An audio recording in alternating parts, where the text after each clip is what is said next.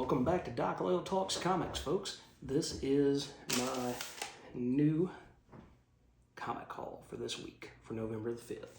So let's get into it. First book, the book of the week, is Rook Exodus. This is starting to become kind of a thing now that Rook is back. Geoff Johns, Jason Fabok, it's an absolute ripper of a book. Brad Anderson does the colors, and you just get this beautiful artwork from Jason Fabok.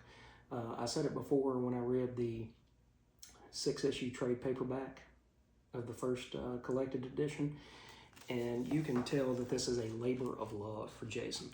He loves these characters, loves the world, really enjoys getting to work with Geoff Johns, who, when he is at his peak, is one of the greatest creators that I really believe. The Green Lantern run that he did back in the early 2000s was absolutely top-notch, and I don't think the book has been in that same height since until Jeremy Adams took over. So here you have our characters. Rook and some of the other wardens are searching for Bloodhound, and Bloodhound is one of the warden's fathers, and they go off in search of him because the world engine that powers Exodus is dying, and Bloodhound is one of the creators and inventors that built this world engine. So he's one of the few people on this world that can recreate it, rejuvenate it, and make it usable again, so that this world doesn't die with no way to escape it. So it kind of reminds me in name of the Star Wars novel I read when I was a kid called Planet of Twilight. And it just seems like it's one of those worlds where it's at an autumn before the final winter, and they are doing their very, very utmost to keep this world alive. Meanwhile, we have a giant room full of spider eggs, and that's always fun, right? So you get a writer who is absolutely at the top of his game. You get an artist who apparently loves this collaboration and loves building this world out for this Ghost Machine book. And it's just a wild ride, man. It's fun. It's inventive. You've got all of these characters that you've come to love and know, and now you see that we have a new player enter the game, and we're not really sure who this is, but we come to find out that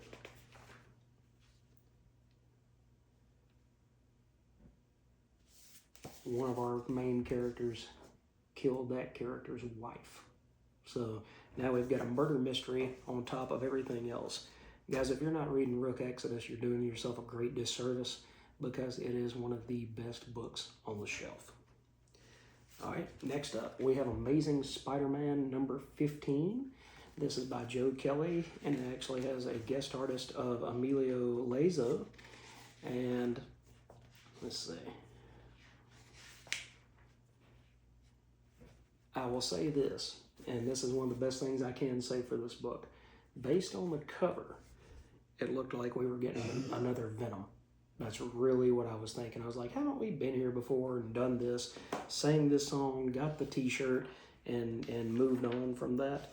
But instead, you get to find out that this is a living suit, but it kind of reminds me more of Douglock, Warlock, you know, that character, I believe it was Warlock, from the X titles.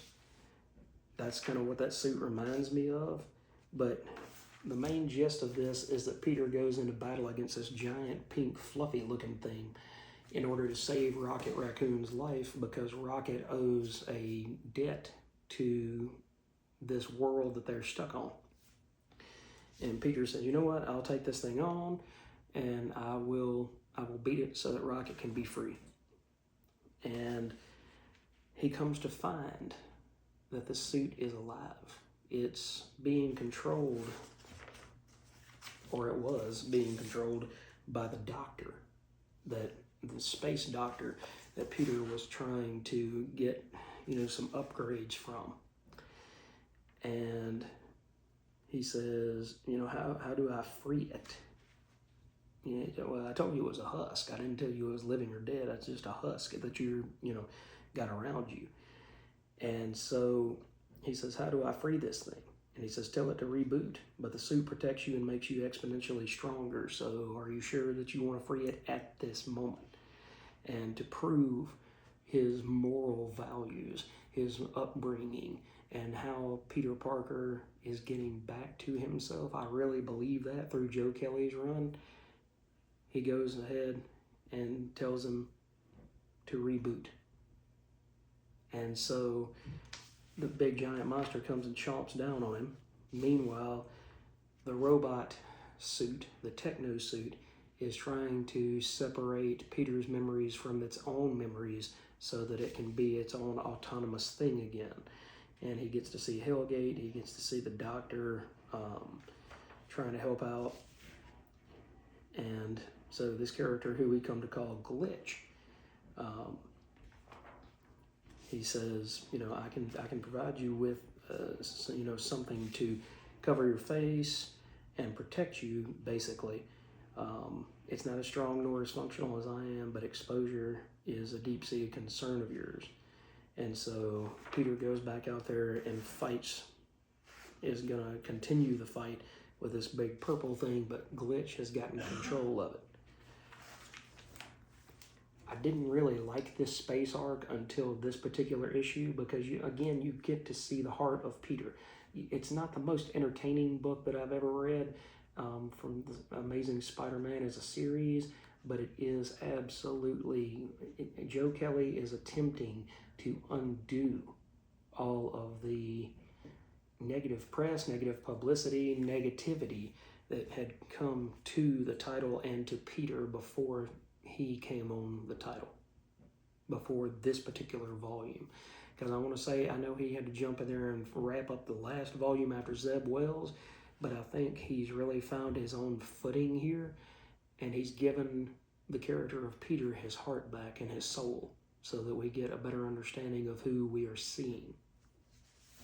All right, next up we have the Dreadnought War, part 1 of 5 from G.I. Joe. This is not a real American hero. This is the new G.I. Joe Energon book by Josh Williamson and Tom Riley. And this Dreadnought, during the Dreadnought War, then the book is going to ship twice a month. So we'll get it finished. We'll be on issue 2 in 2 weeks, or part 2 in 2 weeks. And then we'll do 2 more in December, and then we'll wrap it up in January. But you get to see Dr. Laszlo, who is talking to Cobra Commander about Energon. And he says, we're running a little low on Energon. We don't know how to reproduce it. We don't know how to replicate it. And we don't know where to find it. Well, Cobra Commander, always 3 steps ahead of everybody, has 5 different locations spread across the globe that he sends different factions of Cobra, and one including himself, to go check out. And we get to see Ripper, part of the Dreadnoks, and Destro kind of plays mind games with him, and he says, it's good that he has you on his side of this excursion, after everything that he did to your Dreadnoks. He almost murdered them. And so Ripper starts thinking, keep your friends close, keep your enemies closer. And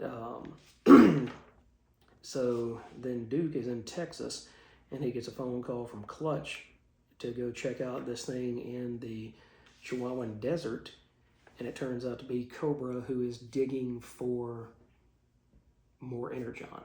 They think they found a large source of Energon, and that's not what it is.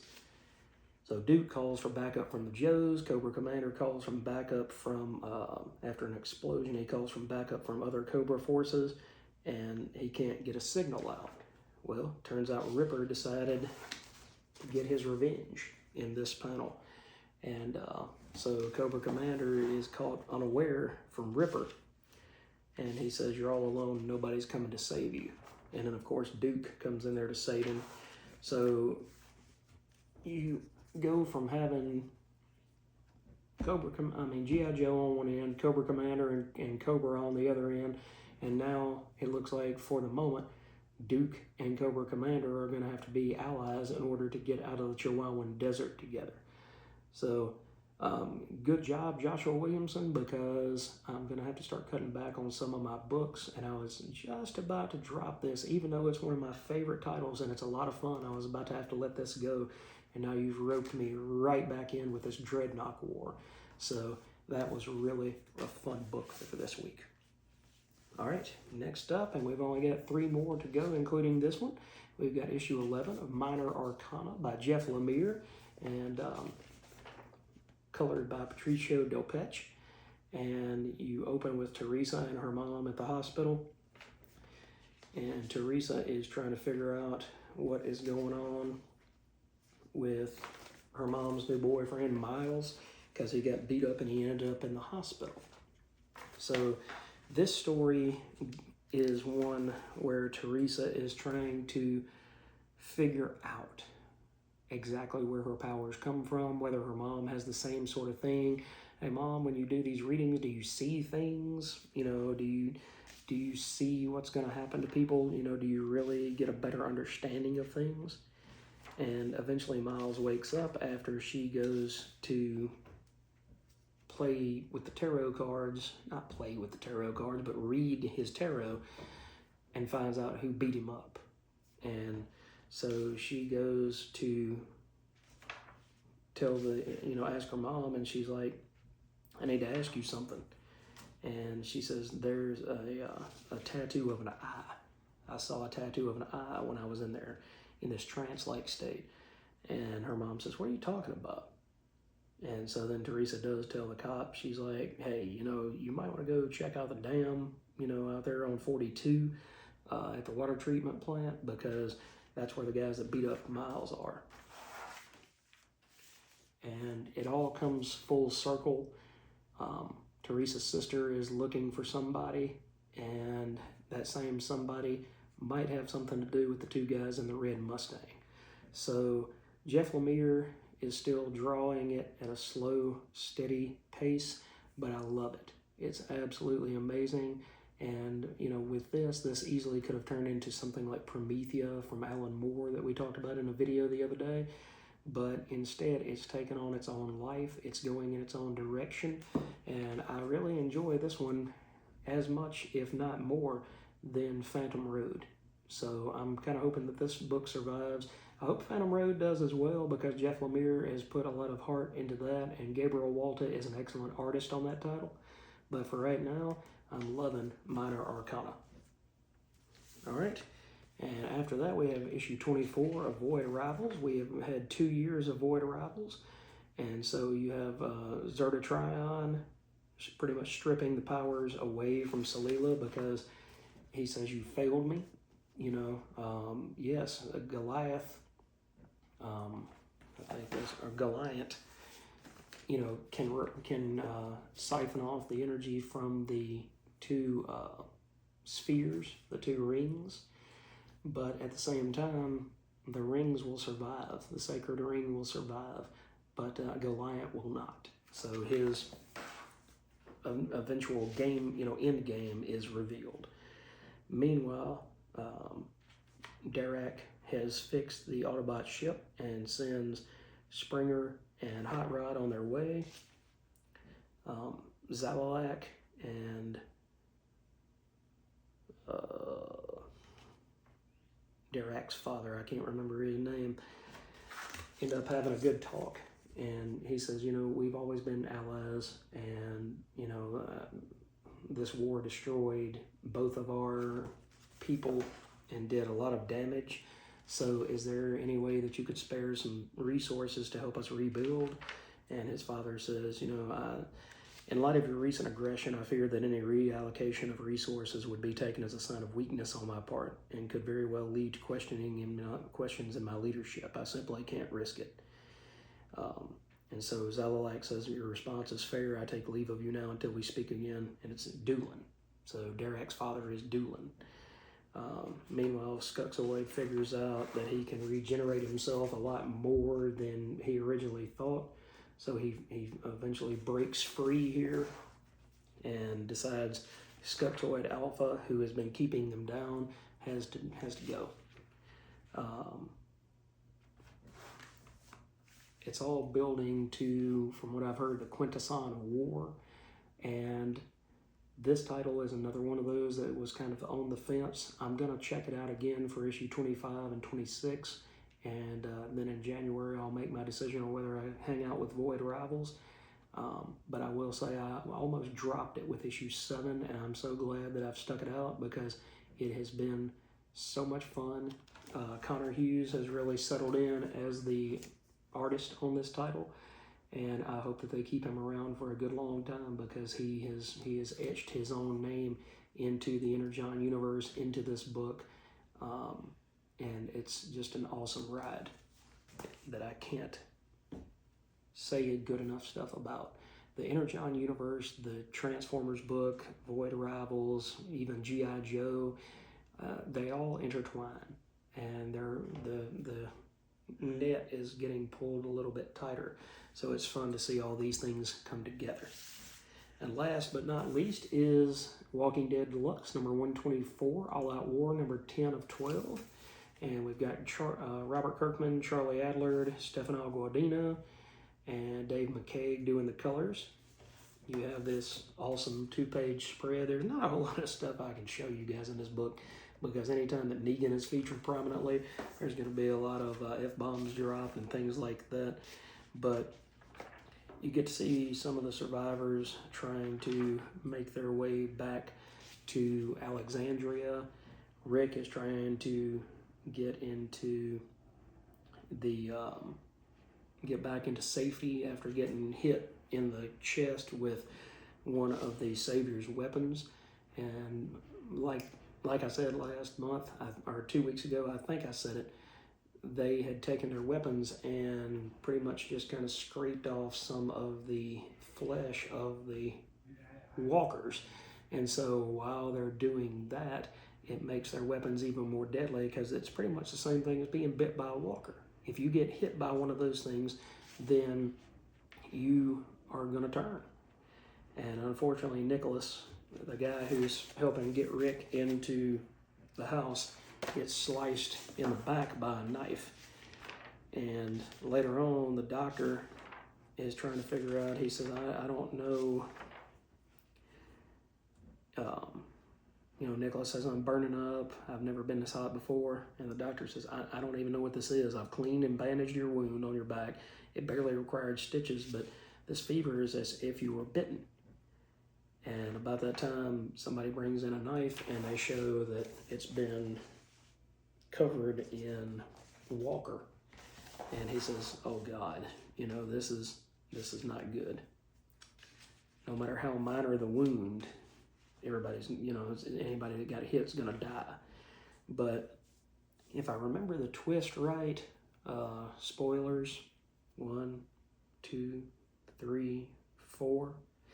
If I remember the twist right on there, Rick has a friend in Dwight who is kind of Negan's second in command, but Dwight is defecting. So he hit Rick, but I don't think he hit Rick with an arrow that actually had the slime on it, So I believe that's how Rick survives, but a lot of people got injured. And this is all-out war with Negan. And Negan says, we're going to go back and attack them. And, as long as you leave Rick for me, I'll be happy. So this, it's great to get to see this thing in color. It's definitely says the deluxe presentation of the survival horror epic retold in glorious full color continues here. And it's true. It is more impactful, some issues, in color than their original black and white presentation. All right, guys, that was the haul for this week. Let me know what you picked up at the shop. Let me know what you're loving, what you're hating, what you're excited about. There might be some new books coming down the pike 3 or 4 months from now that, I'm of that generation that read Wizard magazine, so it was always kind of cool that even though I might not always have the money to buy all the books that I wanted at that point, because I guess when I started reading Wizard, I was maybe 11. But, even when I got closer to, the 2000s and I had a little bit of disposable income, then it was an easy way to know what was coming down the pike, because they would always show, hey, this is what's coming 3, 4, 5, 6 months down the road. Now, with Diamond being, belly up and everything kind of being in flux, the only real site that I know that I can trust is leagueofcomicgeeks.com. And so I use them each and every week to figure out what is coming and kind of keep a schedule of what books are coming out each week. And that way I can let my shop know what I'm going to pick up on a given week.